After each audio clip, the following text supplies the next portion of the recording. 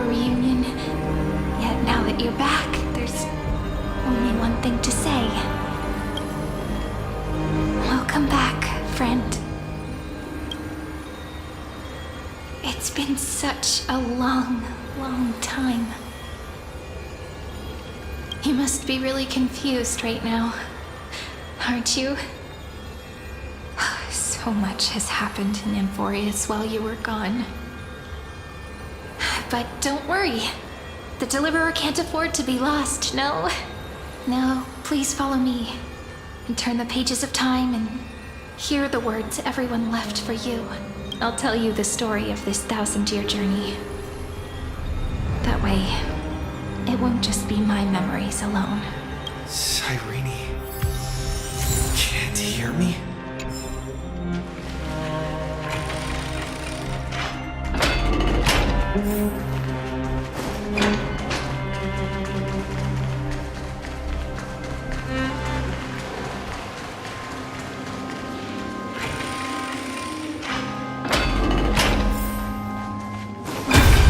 The scenery of the past has resurfaced. Time flies. 200 years have passed since the Deliverer's fall. We had to return 3 core flames of law, romance, and ocean to stop Lygus, but even so, Terravox has fallen. The 2 geniuses vanished without a trace, and Zeridra embraced her fate. At this rate, Era Nova will come, and Emphorius will fall into the destruction.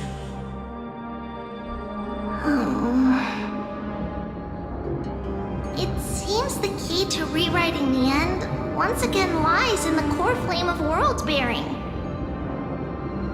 According to the instructions left behind by those 2 geniuses, we must get it into the Deliverer's hands, no matter the cost. But how? We need to find a way to hide the core flame. And we must buy enough time to keep Lygus at bay. About that, Rini might have some good news. She had that dream again last night, but the Titan's voice was clearer than ever this time. She said, "Pass the flame into the future." Is that a prophecy from Orynyx? She chose to side with humanity this time and hide one of her kin's core flame? It seems Emphorius' fate isn't sealed just yet. You're right. History has changed. Humans and Titans are both giving their all to keep this world going. Perhaps a relay across the ages is finally about to begin somewhere out there. Unfortunately, life will never go smoothly. Leiden's army is already at our gates, and their commander, that Lycurgus, he's right outside Akama. Light calendar 3960. Zeridra, under the pretense of a campaign against Fagusa, sacrificed 500 Chrysos heirs to complete the trial of law. This tragedy shook everyone in Emphorius. That same year, Zeridra the Imperator was assassinated, after which Aglaia the Goldweaver took command. Thus began humanity's second flame chase journey, a path hanging by a thread. Come, this way.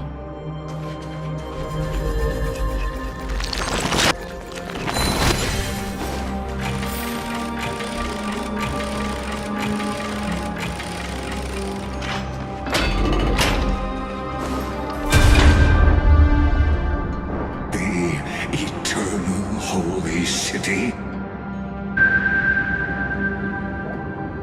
The memorial palace lies in ruins.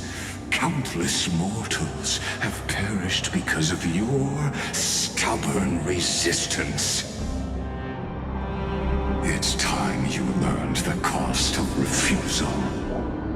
Now, answer my question again. Where is Catholi's core flame?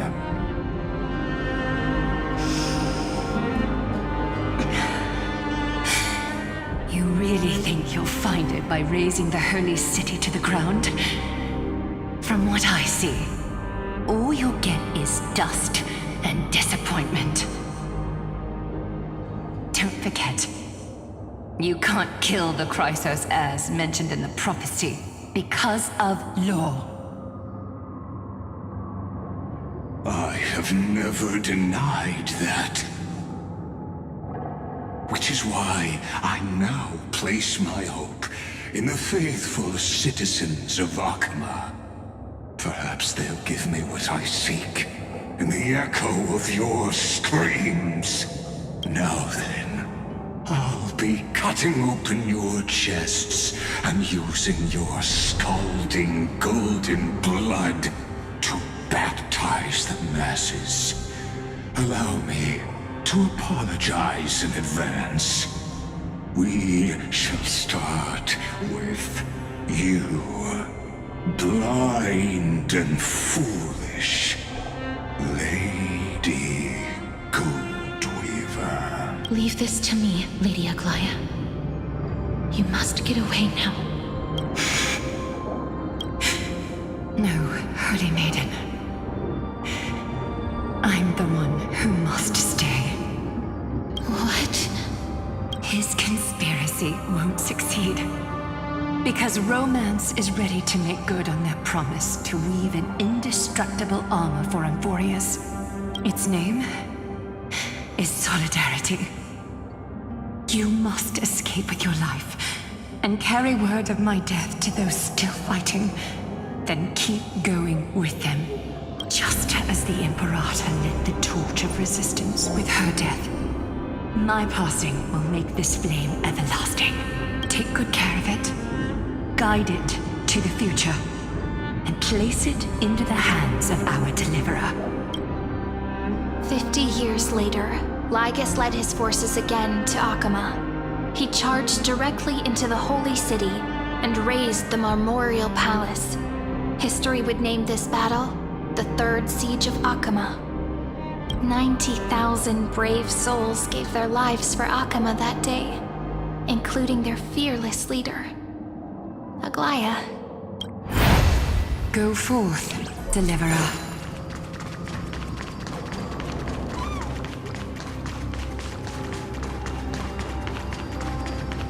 Go. When the frost melts and the snows give way. So what you're saying is, Princess Homebuddy is never coming back, is she? She just left, like that.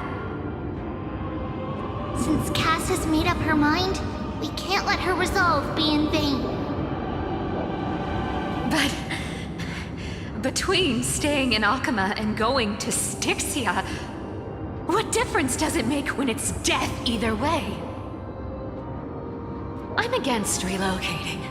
With Kethale's protection, isn't Akama far safer than that dead city? Cass's plan doesn't involve any relocation at all.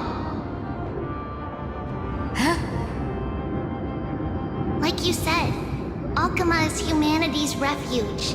We never intended to get everyone moving to Styxia. It's just on Cass, Hycealans, and me to prepare the final trump card for the Deliverer. Wait, what kind of trump card needs all three of you demigods to throw yourselves away? We must lay down the path to the future so when the Deliverer returns, they'll have a clear road to reach the location of Aranova.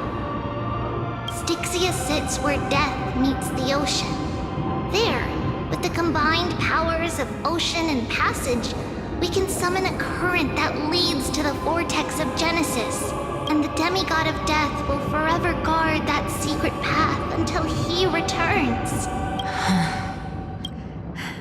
We all know Lygos will set his sights on the vortex of Genesis. That's exactly why we have to do this. Guess I underestimated Idonia's Maiden of War. She's got way more steel than I thought. And Cypher, we need you to head to Castrum Kremnos as soon as possible. By any means necessary, forge an alliance with Strife. The prophesized Crown Prince has already been born. He shall become the new defender of Akama, protecting this land after we leave. You don't need to worry about that. I just came back from Castrum Kremnos. Only a step ahead of the news. Treeby, something's flying towards Akama, and it's really fast.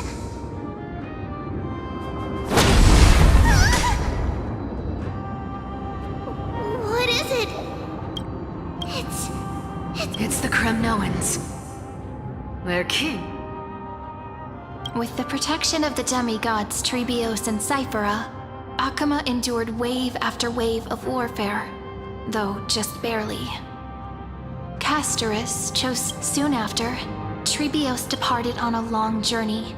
That same year, the Kremnoan king Euripon, along with his son, Prince Midamos, joined the alliance to safeguard the holy city in the Battle of Deliverance.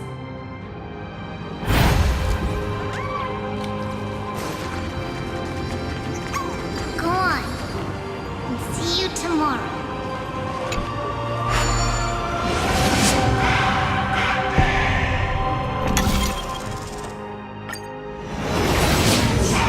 Breaking me apart buys this world even one more second. And so be it. But it's gonna hurt a lot! Pain brings endless torment. But it can never destroy me. I believe that you were thinking the same thing when you stepped through the gate of infinity and jumped off that cliff.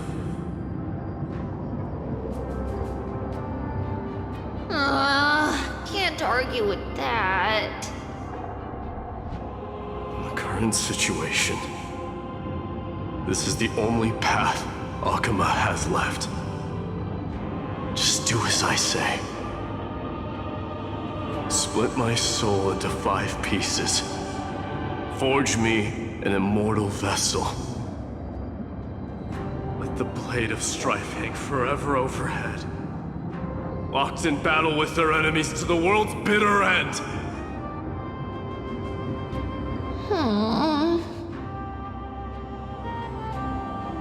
There's no need to be sad, Lady Trebios. Haven't we already taken great strides towards that promised tomorrow? In this life, my people no longer have to drown in false guidance. Kremnos has washed the blood off its fate. Emphorius no longer needs a god named Strife. So let me shatter the former laws and turn the Lance of Fury back into a weapon that protects the world. We understand. By the way, can you do me another favor? The 7 sages from Grove of Epiphany are already en route. They'll arrive in waves to join the Resistance in a couple of days. Among them is a scholar named Anaxagoras. He has extraordinary insight and fears no sacrifice. This soul-rending ceremony wasn't just my decision. It was his counsel. His wisdom will surely be the backbone of Amphoria's survival. Watch over him. Carry on this everlasting flame for me. Through Anaxagoras' ritual, the demigod of strife split his soul into 5. Courage, honor, tenacity, sacrifice, and reason, each sealed in blood crystal and cast into battle. the people held a 10-day funeral to mourn their fallen god king. And through his sacrifice, humanity was granted 200 years of peace.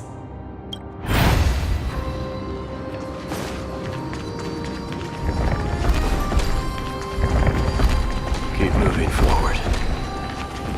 My blood will pave the road ahead for you. Keep moving forward, little Gray. See you tomorrow.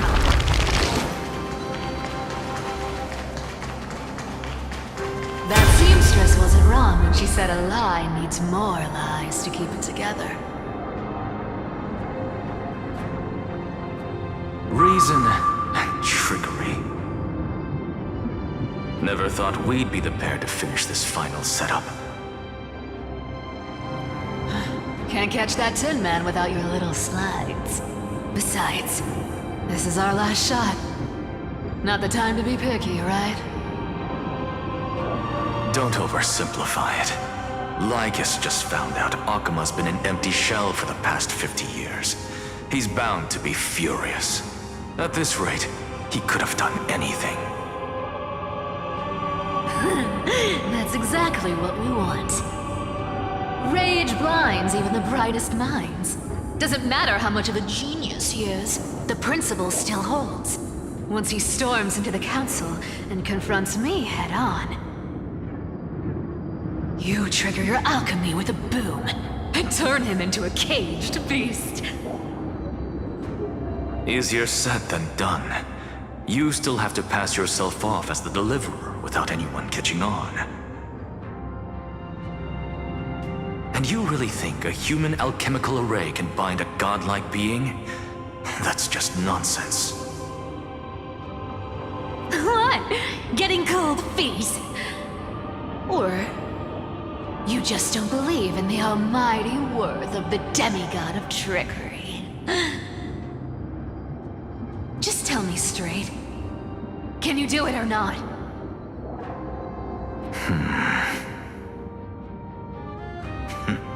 Of course I can. And it'll be child's play. But I've got two conditions.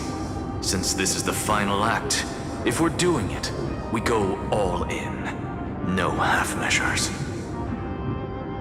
Oh, I'm listening.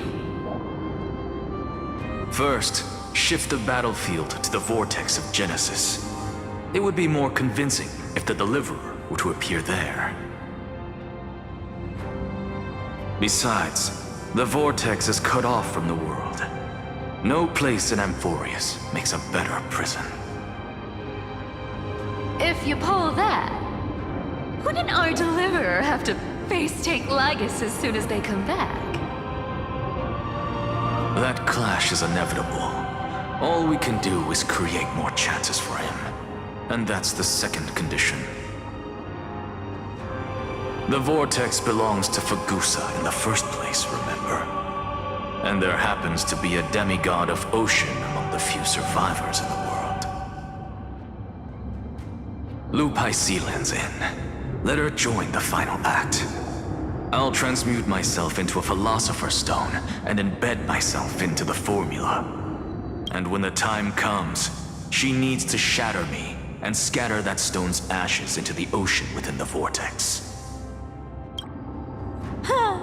I guess people weren't wrong when they said you're insane, Grove Boy. I've got no idea how to outwit a reclusive genius. But making an anti-Catheran suffer? The demigod of reason has 10,000 ways to do just that.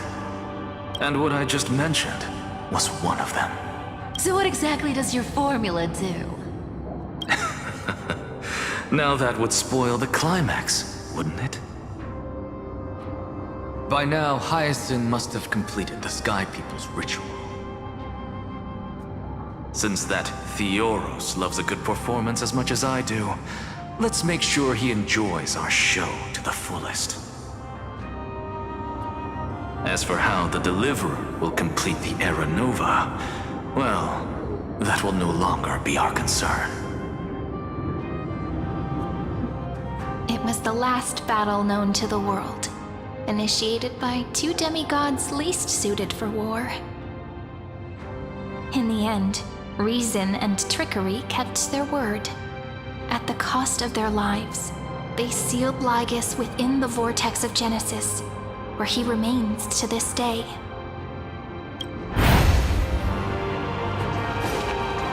Go forth. Finish the greatness left undone. Quit overthinking! Just run!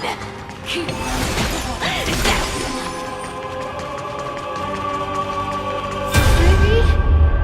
It's dead quiet here. Akuma will stand eternal. Miss Cypher's lie is crumbled after all.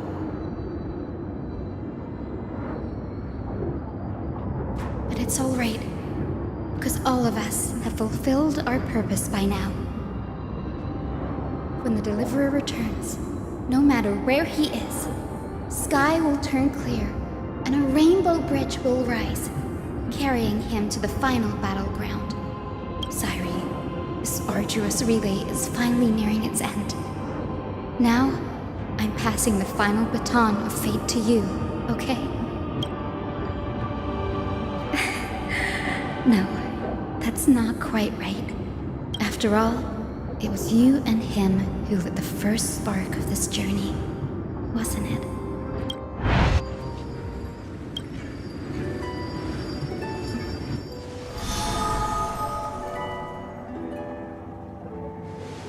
I'll tell you the story of this 1,000-year journey. That way, it won't just be my memories alone. And I'll share the moments I spent with you with everyone. That way, the path we walked becomes a memory shared by all. People will know that there's nothing left to chase. Amphorius has already welcomed the dawn foretold in prophecy. Just like I said, this won't be harder than the last time.